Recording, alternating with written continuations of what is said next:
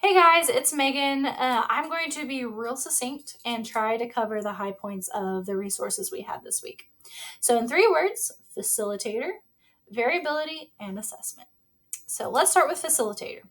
We are facilitators, we are coaches and teachers in our classroom. It's so important for us to make sure that everyone's participating to increase that participation. And that visual, I loved going from the traditional, you have the names on the popsicle sticks, you pull one out and call it, and then there's an awkward pause, and you're not getting the participation you're looking for, to using a strong strategy like Google or Doodle.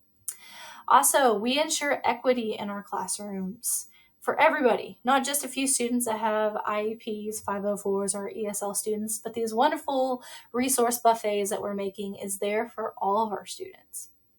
And lastly, we have to have time built in for small groups. It is essential because that's where trust is built. This is where we figure out what motivates our students, and this is where we set goals with them and give them real-time feedback. And so that is what it looks like for facilitation in the classroom. For variability, I have the quote: learners remember about 10% of orally presented new information.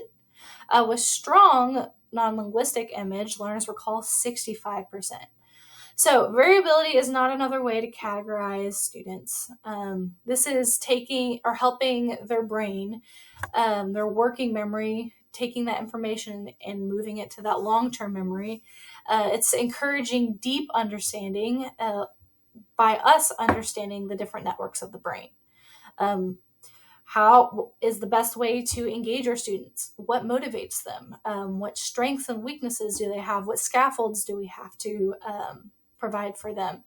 And we are taking options and moving it to choices for students and helping them take ownership of their learning. And lastly, an assessment. I liked the 5 points. Is it accessible, flexible, free of bias? Is it valid, reliable? For accessibility, are we making sure that our kids with 504s and IEPs have the supports they need? Is that headphones? Is it large print? Are we providing rubrics that truly break down the standard to assess student learning?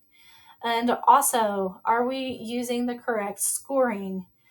For example, raw scores, those are great for a student, comparing a student before and after, but not necessarily comparing a student to a group.